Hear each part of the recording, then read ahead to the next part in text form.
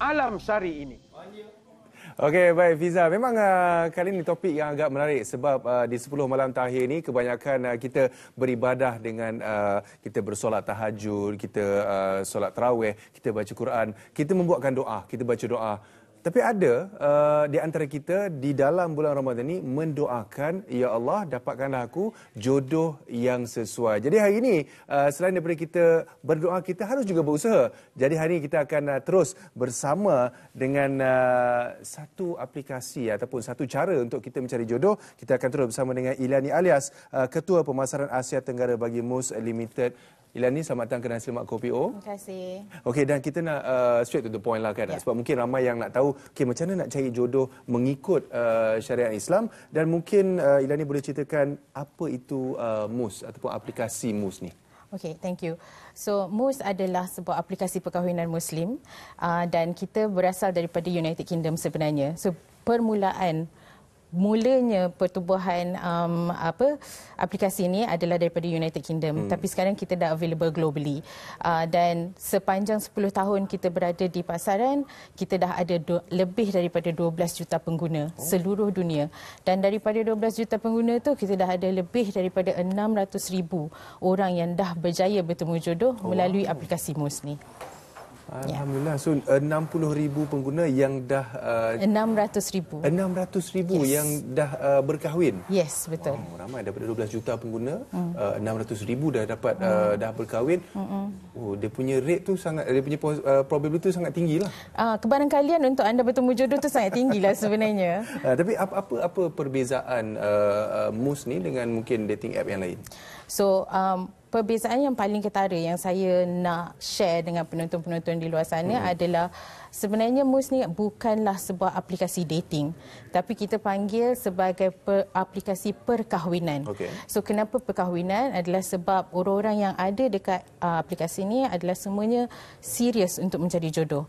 Jadi kami nak siapa yang mencari jodoh ni join aplikasi ni, sign up for the app, and then you bertemu dengan orang baru, bertaaruf, dan akhirnya bersetuju untuk berkahwin dan keluar daripada app ni. Kita tak perlu you lama-lama dekat app ni sebenarnya, sebab objektifnya adalah untuk you cari jodoh. Okey, so once dah bernikah, boleh uninstall? Yes. Okey, kita tak perlu orang yang bernikah ada dekat dalam aplikasi ni. Itu pun akan difilter juga ke macam mana? Ya. So, sebenarnya sebagai seorang pengguna, bila you nak sign up untuk aplikasi ni, kita ada beberapa soalan yang kita tanya. So, antaranya adalah, adakah anda sudah berkahwin? Kalau you jawab ya, kita akan block you. So, kita tak benarkan orang yang dah berkahwin untuk ada di aplikasi ni. So, memang tak boleh cuba-cubalah. Dia kena yang single sahaja. Ya, betul. Okey, baik. Tapi selain daripada itu, nak tanya juga, macam mana boleh tercetusnya idea untuk MUS ni? Okey, sebenarnya idea ni datang daripada pengasas dan CEO kami, Shaz. So, Shaz adalah seorang warga negara British, tapi dia Muslim, berketurunan Pakistan, tapi dia membesar di UK. Jadi, antara masalah yang ada sebagai seorang Muslim di negara barat ni adalah sebenarnya susah untuk bertemu orang Muslim untuk kita berkahwin. So, ini adalah salah satu cara untuk dia memberi give back to the community. So, Shaz adalah seorang investment banker initially. So, dia start selepas bekerja selama 10 tahun sebagai banker, dia rasa macam ini dah masanya untuk dia memberi something to the community, to the Muslim community. So, dia dalam bilik tidur dia sendiri created this app. So, bila dia buat benda ni, kita mula daripada sebuah laman web. Daripada laman web, kita dah berkembang kepada aplikasi, dan Alhamdulillah sekarang dah 10 tahun dah aplikasi ni berada dan available untuk semua orang di seluruh dunia. Globally lah, siapa-siapa pun boleh pakai. Tapi tadi saya baru tengok tadi kan, saya baca-baca tadi, dalam aplikasi MUS ni, seorang pengguna dia boleh chat dengan 5 orang sahaja. Betul. At one time. Yes. Itu adalah antara salah satu perbezaan yang ada dekat MUS tapi tak ada dekat aplikasi lain. So, kalau you tengok aplikasi lain dekat luar sana, dia menggalakkan you untuk bercakap dengan seberapa ramai orang yang boleh. Tapi tidak di MUS. Kenapa kita limitkan kepada 5 orang sahaja? Kita nak you fokus dekat 5 orang ni terlebih dahulu. Kalau lagi ramai you match, lagi banyak you akan kena ghosting. So, kita nak elakkan ghosting sebenarnya. Jadi, kita bagi tahu pengguna, okey, you fokus dekat 5 orang ni dulu. Kalau you rasa ada yang kurang padan, you boleh unmatch dan cari match yang baru. Tapi dalam satu-satu masa ada 5 orang sahaja. 5 orang sahaja. Dan dalam aplikasi itu sendiri, kalau tengah chatting ataupun semua tu, akan ada orang lain yang boleh tengok ataupun memang pengguna sahaja? Kita ada satu feature yang kita selalu bagi tahu dekat pengguna-pengguna di luar sana untuk gunakan. Feature ni kita panggil wali. Atau pendamping. So ini adalah antara salah satu ajaran Islam yang kita terapkan dalam aplikasi perkahwinan Muslim ini. So bagaimana wali ni berfungsi? Kita boleh tambahkan wali atau pendamping atau orang pihak ketiga lah.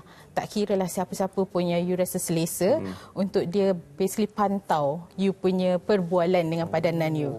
So tak adalah benda-benda yang tak sepatutnya berlaku atau ini adalah salah satu cara untuk kita pastikan you lebih selamat di aplikasi ni. Okey. Satu, tak kena ghosting sebab 5 orang, tak ramai. Ada wali untuk pantau. Yes. So semuanya memang kena berpaksikan, okey, ini semua mengikut syariah sebab niatnya, tujuannya untuk berkahwin. Betul. Okey, dan tadi kalau cerita pasal berkahwin tadi sepanjang 10 tahun tu 600,000 pasangan. Boleh tak Ilani kongsikan mungkin ada antaranya, ada kisah-kisah yang menarik daripada MUS ni sendiri? Okey. Ada banyak kisah menarik sebenarnya. Kita dah jumpa beberapa pasangan, actually pasangan yang bertemu di Malaysia juga. Daripada 600,000 tu, ada antaranya adalah pasangan-pasangan Malaysia yang kita dah interview.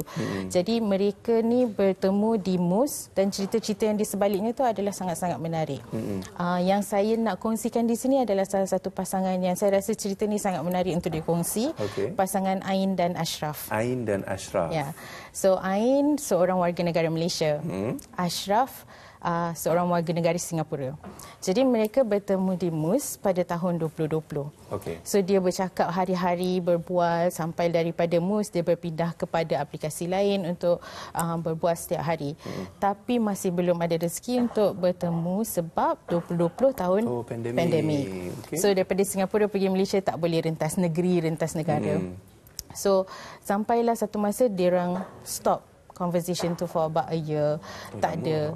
So tiba-tiba satu hari tahun 2023 Ashraf message balik Ain. Ashraf cakap, oh saya nak menunaikan haji, jadi saya nak minta maaf. Dan kebetulan pula Ain pun nak menunaikan haji tahun yang sama. So dia tak adalah janji nak kena jumpa dekat mana-mana ke apa. Kan, sebab kita nak fokus untuk ibadah masa pergi haji tu. Okay, fine. So satu hari di hari Arafah, Ashraf ternampak papan tanda kemah jemaah Malaysia ni. So dia pun message lah Ain. Macam dia tanya, awak dekat sini ke? Saya kata ya. Dan masa itulah hari pertama diorang berjumpa secara fizikal di Tanah Suci semasa menunaikan haji pada hari Arafah. Masya-Allah. So cerita tu sangat-sangat indah bagi kami lah bila kita dapat kongsikan dan dokumentasikan sebenarnya benda-benda ni. Dan sebabkan benda-benda ni lah dia, Ashraf rasa ini adalah memang jodoh dia. So balik daripada haji, daripada Singapura terus beli tiket pergi KL, jumpa keluarga Ain dan alhamdulillah sekarang dia orang dah berkahwin pun. Alhamdulillah, masya-Allah. Satu kisah yang saya dengar pun saya dapat goosebumps sebenarnya sebab bila dia kenal tapi tak jumpa, first time jumpa dekat Mekah. Wow, memang satu cerita bagi satu love story yang sangat-sangat best lah bila kita dengar. Jadi Ain dan Ashraf tadi memang kita nak cakap congratulations lah, dah berkahwin dah pun. Jadi kepada anda mungkin boleh cuba gunakan aplikasi MUS, mana tahu dapat kisah cinta yang sama. Tapi selain daripada dating kan, dating app ni yang menyatukan dua jiwa, apa mungkin antara aktiviti yang lain dijalankan oleh MUS? Baik, kita ada melakukan banyak aktiviti juga di Malaysia terutamanya. So antaranya kita buat banyak event sebab kami rasa sebagai sebuah aplikasi kita tak cukup untuk berkenalan secara online sahaja. You tetap kena jumpa orang secara fizikal. So sebab tu kita buat banyak event offline. Jadi bila you jumpa orang secara fizikal, you dapat nampak dah dia ni macam mana orangnya, cara percakapannya, cara pembawakannya, pemakaiannya, for example. So jadi you lebih tahu seseorang itu bila kita jumpa secara fizikal. So tahun lepas kita ada buat macam-macam aktiviti, antaranya masa Singles Day, 11 November. Kita bagi bunga dekat lelaki Oh, sebab lelaki jarang dapat bunga, betul? So kita nak celebrate juga golongan lelaki, bukannya perempuan sahaja kan. So kita nak celebrate juga lelaki-lelaki yang single ni, kita bagi bunga, jangan sedih.